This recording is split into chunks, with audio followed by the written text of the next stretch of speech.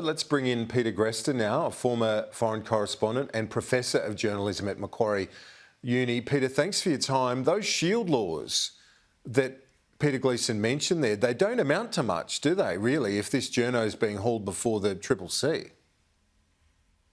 No, they don't. I mean, the whole point of a shield law is to give journalists the capacity to protect their sources, and that underpins so much of what journalists do. And, you know, this is not a particularly radical thing. You know, when Queensland introduced the laws, as Pete Gleeson was mentioning a few moments ago, earlier this year, it became the last state in all of Australia to introduce a shield law. It exists right across the country.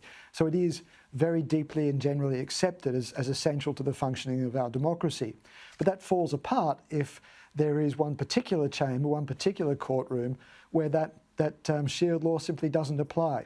It simply means that journalists can't ever be sure that when they give a source the right of confidentiality, that they can actually protect that confidentiality when it comes to the CCC. Absolutely, and I know you're involved with the Alliance for Journalists' Freedom. You made a submission to the Queensland Attorney-General. What was her response? Well, the Attorney-General, you know, when we spoke to her, we argued very forcefully that the shield law ought to extend right across the judicial system and into these quasi-judicial rooms like the Star Chambers, like the CCC. She listened to us. We had hoped that she would take our advice or our thoughts on board, but it's quite clear that it didn't happen. The CCC remains outside of the shield laws. There are a few other organisations that have been making the same sorts of representations. The Law Society here in Queensland, the Civil Rights Union here in Queensland, all have called for the same sorts of legislation. They've all said that the shield laws really do need to extend across the judicial system if they're to mean anything at all here. So, Peter, where does this stand? That's the situation in Queensland where the CCC has the capacity to haul a journalist in, demand their sources. Where does it stand across other jurisdictions in Australia? Look, I'm not an expert on every jurisdiction in Australia, but I do believe that it still makes Queensland an outlier, and this is really problematic. We do need to fix this. And it's, well, just finally, it is troubling as well now for this journalist, this TV journalist who simply was doing their job. Look, that's right, and as Gleeson mentioned, we understand that he is going to stand by his principles and not reveal his source, and that means he could end up with a 5-year prison sentence. And again, this is something that really we should not be seeing. There was no, this didn't compromise any investigation. His reporting didn't undermine any police operation.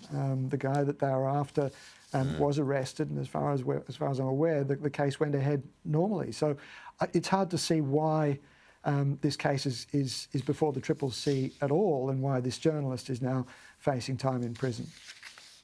I have to ask you, before you go, about Chung Lei.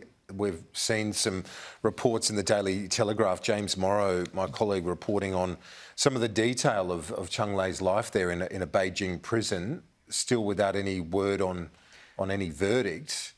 Is there any sign of hope in this case? It seems a pretty grim situation for her.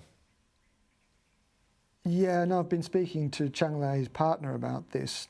Look, you talk about hope. There's been a lot of speculation that one of the reasons that we haven't seen this case come to a conclusion is because the Chinese government is holding off, looking for some kind of opening, some kind of opportunity to allow Chung Lei to be freed and bring about some kind of improvement or thawing of relations between Beijing and Canberra. I still think that there is hope for that, because if the Chinese authorities want to do something that sends a clear message to the Australian authorities without actually conceding anything of any great significance, then releasing Chung Lei and acknowledging that this was a travesty of justice would be a very easy thing for them to do.